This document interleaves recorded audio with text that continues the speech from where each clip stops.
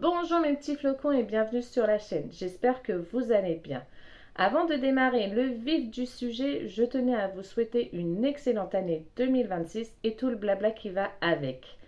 Dans cette vidéo, je souhaitais faire un petit top flop de tout ce qui s'est passé en 2025 à Disneyland Paris.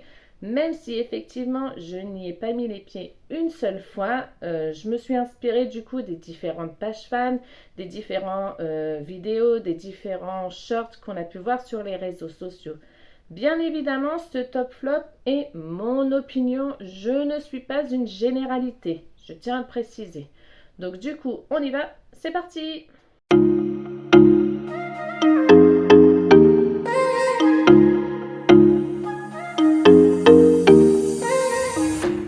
Alors, on va commencer par les flops, comme ça on finit la vidéo sur une note positive.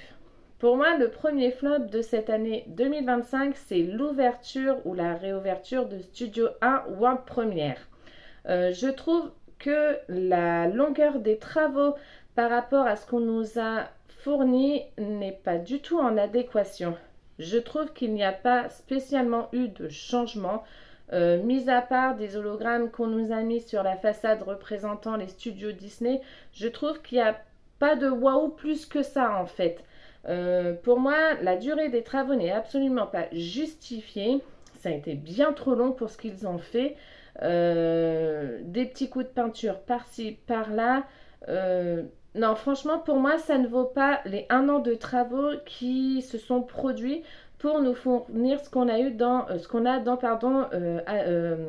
World Premiere. Excusez-moi, je trouvais plus mes mots. Ensuite, le deuxième flop de cette année 2025 pour moi, et qui est une absurdité sans nom, c'est le bar éphémère Star Wars. Comme je l'ai dit, pour moi, c'est une absurdité sans nom. Ce truc n'aurait même jamais dû voir le jour. C'est cruel ce que je dis, je le sais. Mais pour moi, ça n'aurait jamais dû voir le jour. Les rencontres personnages, mis à part peut-être les 3 petits robots. Et encore, j'ai envie de vous dire, on voyait le mec derrière qui était avec la commande pour diriger le robot. Non, en fait, franchement, cache-toi quelque part et dirige ton robot très très loin à distance pour qu'on puisse avoir quand même ce petit effet waouh, ce petit effet magique. Les autres personnages, c'était très honnêtement les personnages lambda que l'on voit lors de la saison de la Force ou que l'on voit au point photolocation à côté de Star Tour. Franchement, il n'y avait rien du tout. En plus, très honnêtement, ce qui était le pire du pire, je crois, c'est que tu payais pour un coca et 2 biscuits sous vide une blinde. Une blinde. Franchement, je crois qu'il y a eu vraiment un loupé quelque part concernant ce bar éphémère. Je ne sais pas ce qu'ils ont voulu faire en nous faisant ça, mais je pense que ce côté vraiment a été généralisé dans le fait de dire que pourquoi nous avoir lancé ce petit machin-là qui n'a servi à rien du tout. Le dernier flop que j'aurais à émettre sur l'année 2025, et très honnêtement j'en suis moi-même surprise, c'est la saison d'Halloween. Je m'explique. Je trouve que la saison d'Halloween est devenue trop redondante. Ça fait maintenant quelques années qu'on a la même parade. Pour tout vous dire, j'ai pris un pass en 2022, puis en 2024. C'était les mêmes parades. C'était la même musique, c'était les mêmes chars. On nous enlève peut-être 2-3 personnages par-ci par-là pour nous remettre 2-3 nouveaux personnages. Mais mis à part ça, franchement, même ça, j'ai envie de te dire, en fait, ça passe inaperçu, on s'en rend pas compte. Parce qu'en fait, la saison est devenue tellement redondante qu'on a l'impression de voir toujours la même chose, en fait. Alors, je suis hyper d'accord sur le fait de dire qu'on ne peut pas avoir une nouvelle saison chaque année. Je suis entièrement d'accord là-dessus. C'est énormément de travail, c'est énormément de préparation. Mais néanmoins, je vous dis, mon premier pas, je l'ai pris en 2022. On est en 2026, donc ça fait 4 ans. Et bien avant ça, c'était déjà cette parade-là. Donc là, ça fait vraiment un petit peu trop longtemps qu'on a la même parade. Je pense qu'il faut vraiment, vraiment renouveler la parade, la musique et tout. Les chars, faut tout renouveler. C'est pareil au niveau des openings pour la saison d'Halloween. Ils étaient où? Mis à part l'opening de Jack Skellington avec son nouveau masque. Mais excusez-moi, il est affreux le masque, mais affreux. Il n'est pas du tout proportionné au corps du bonhomme. On croirait le mec, il est dans un bocal. Pourtant, quand tu regardes le dessin animé L'étrange Noël de Monsieur Jack, le visage est proportionné à son corps. Donc, je sais pas ce qu'ils ont fait. Le masque, il est affreux. Ah, moi, je le trouve affreux. Je suis désolée, ceux qui l'aiment, tant mieux pour vous. Mais moi, je trouve qu'il est affreux. Je préférais vraiment l'ancienne version de Jack Skellington avec juste la peinture sur le visage où on le voit parler. Non, là, je suis désolée, j'ai pas du tout adhéré à son masque. Après, c'est vrai qu'effectivement, dans cet opening, les décors, par contre, étaient vraiment sublimissimes. Là, il n'y avait rien à dire. On avait les statues qu'on retrouve dans l'étrange Noël de Monsieur Jack, on avait les décors. Là-dessus, je crache pas là-dessus. Effectivement, c'était très, très joli. Mais sinon, mis à part ça, il n'y avait rien d'autre, en fait. Il n'y avait pas d'autre opening. Les décorations d'Halloween, c'est pareil. C'est la même chose, mais j'ai l'impression depuis 20 ans, en fait. C'est à Main Street, les fantômes. Puis ensuite, tu vas à Frontierland, c'est les citrouilles et les épouvantails. Et puis après, bah, t'as plus rien. T'as plus rien nulle part. Je pense vraiment, sincèrement, qu'il faut renouveler les décorations d'Halloween parce que c'est pareil, ça fait trop longtemps que c'est la même chose. Et je pense surtout qu'il faudrait en mettre dans tous les lands, dans le land d'Adventureland. Pourquoi est-ce qu'on ne fait pas des décorations d'Halloween sur la saga Pirates des Caraïbes? Je veux dire, il y en a des trucs qui font peur dans Pirates des Caraïbes, les pirates qui deviennent des squelettes dans la nuit, enfin une fois qu'il y a la pleine lune. Il y a d'autres choses, il y a les sirènes qui faisaient un petit peu flipper à un moment donné aussi. Il y a tout ça, on pourrait le mettre pour la saison d'Halloween. Je pense pas non plus que ça reviendrait à des coûts immenses de faire des trucs comme ça. C'est pareil à Fantasyland. Une fois que tu vas dans Fantasyland, oui, t'as les vilains qui se promènent. Ok, t'as les vilains qui se promènent. Mais c'est pareil, c'est toujours les mêmes vilains en fait. La méchante sorcière dans Blanche-Neige. Ça fait longtemps qu'on l'a vue, on est d'accord. C'est toujours Evil Queen qu'on voit. La méchante sorcière, ça fait longtemps qu'on l'a vue.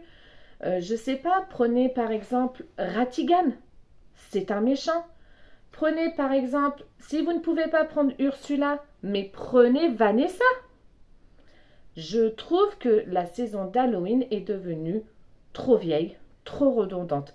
Là, je pense qu'il faut vraiment se renouveler au niveau de la saison d'Halloween. Allez, là, du coup, maintenant, on part sur les points positifs, ce qui est bien mieux. Il y en a plus quand même. Le premier point positif, et qui pour moi est vraiment le top du top de cette année 2025, c'est la saison Disney Music Festival, qui pour moi a été une réussite totale. Je trouve que cette saison nous a donné le peps qu'on retrouvait au début de l'ouverture de Disneyland Paris, lorsqu'on avait de la musique de partout, dans tous les lands, on avait de la musique, on avait des bandes, on avait vraiment de la musique de partout. Et en plus, là, ce qui était vraiment, puisque la saison ne sera pas reconduite, ce qui était vraiment génial avec cette saison, c'est qu'on en avait pour tous les goûts, qu'on en avait pour toutes les cultures. On avait de la musique orchestrale avec Minnie et son band. On avait la Matadance sur les sons de musique africaine représentant le Roi Lion à Adventureland. On avait Vaiana, on avait Coco, on avait même le concert qui était au Vidéopolis reprenant les meilleurs tubes, ouais, les meilleures chansons des différents Disney. Cette saison, pour moi, elle a relevé, j'ai envie de dire, Disneyland Paris. Je trouve qu'elle a ramené toute la joie qu'on retrouvait au début et pas juste une saison où on se dit waouh, des nouveaux chars, waouh, on peut voir ce personnage-là, machin. Là, vraiment, on en avait pour tout le monde. On en avait aussi bien pour les filles que pour les garçons, que pour les princesses, que pour les aventuriers. On en avait vraiment pour tout. Cette saison a juste été une tuerie. Ensuite, le deuxième top, pardon, j'allais dire la deuxième annonce, non, le deuxième top que moi j'attendais avec une vraie impatience, c'était l'annonce de l'ouverture de l'extension des Walt Disney Studios Future Adventure World, donc l'extension de la Reine des Neiges. Et moi, je trouve que l'annonce de cette ouverture a été vraiment top. Alors pour certains, ça a été simple, mais effectivement, c'était simple, mais c'était à la hauteur de la Reine des Neiges. On avait vraiment les drones qui jouaient sur la chanson Vueli. Alors déjà, moi, cette chanson-là, elle me donne des frissons. C'est une chanson que j'adore dans la Reine des Neiges. On pouvait voir les jeux de lumière. On pouvait voir du coup les Elsa, Anna et l'animatronics de Olaf que je trouve mais tellement cute. S'il me demande de lui faire des câlins, mais je lui en fais par dizaines, ça c'est clair. Mais on avait les jeux de lumière qui étaient faits en fonction de ce que Elsa faisait avec ses bras et sa magie. On avait les drones vraiment qui nous faisaient de très très beaux dessins dans le ciel. On a eu l'annonce dans le ciel en anglais et en français, s'il vous plaît, alors qu'à l'habitude, c'est toujours l'anglais qui prime. Et là, on l'a eu en français aussi. Et je trouve, moi, que cette annonce, pour moi, était à la hauteur. Je suis désolée, je l'ai trouvée parfaite, je l'ai trouvée jolie, je l'ai trouvée émotionnelle. Pour moi, l'annonce a été parfaite. Autre point positif, et j'avoue que j'ai eu du mal à le mettre dans les positifs ou dans les négatifs, mais il y a un tableau qui m'émeut toujours. Alors je l'ai mis dans les positifs, c'est le spectacle sur le château Disney Tales of Magic, qui pour moi a été une innovation à Disneyland Paris, notamment grâce à toutes les projections qu'on peut avoir sur Main Street et qui sont mais magnifiques. Franchement là, ils se sont vraiment vraiment donnés à fond. Et j'avoue que comme je l'ai dit, le moment où c'est le Roi Lion, j'ai vraiment la larme à l'œil quand c'est le Roi Lion. Donc, c'est pour ça que je l'ai mis dans les tops. Après, le passage avec La Belle et la Bête aussi me donne énormément de frissons. Lorsque l'on voit tous ces pétales de rose tomber sur les façades de Main Street, je trouve que les tableaux, certains, sont vraiment magiques, sont vraiment magnifiques. Après, il y a d'autres tableaux que j'aime moins, mais parce que je suis moins attirée par ces Disney-là. Mais franchement, je trouve que pour moi, l'histoire qu'ils racontent, qu'ils ont voulu raconter au travers des différents tableaux, est là. Et très sincèrement, je trouve que la pyrotechnie qui va avec les différents tableaux, les jets d'eau qui vont avec les différents tableaux, sont vraiment très très bien réalisés, sont vraiment bien placés là où il le faut. Donc, je l'ai mis dans les tops pour tous ces petits points-là. Autre top et qui paraît peut-être superflu, mais pas pour moi, c'est l'ouverture des 3 boutiques au Disney Village et notamment de la boutique Deco by Disney, qui est une boutique où très honnêtement, je pourrais y passer une matinée entière ou une après-midi entière, ça ne me dérangerait absolument pas. Je pense même que si j'y reste trop longtemps, je risque de dépenser tout mon salaire. Là, ce sera le banquier qui sera un petit peu moins content. Mais je trouve que les 3 boutiques, franchement, sont très épurées, sont très fashion, sont très glam. Sont très glam pour moi. Dans la boutique Disney Fashion, d'ailleurs, on retrouve une fresque de Edna Mode, mais franchement, qui de mieux que de Edna Mode pouvait représenter le Disney Fashion? Enfin, le dernier point positif que j'ai trouvé sur la saison 2025, c'est la saison de Noël. Alors oui, vous allez me dire, effectivement, la saison de Noël, c'est un peu comme la saison d'Halloween, à certains points, c'est redondant. Moi, je trouve. Effectivement, c'est vrai que depuis quelques années, on a les mêmes décorations sur Main Street. Ça, je suis d'accord avec vous là-dessus. Il serait peut-être temps, effectivement, de penser à changer un petit peu de style de décoration. Néanmoins, je trouve que la saison de Noël reste toujours magique à Disneyland Paris. Tu relis Noël, tu relis la magie de Noël ensemble et franchement, c'est un vrai éclat pour les yeux. Les openings de cette saison de Noël. Non, on va revenir sur la parade d'abord. La parade, effectivement, depuis peut-être maintenant 4 ans, 3-4 ans, c'est la même parade.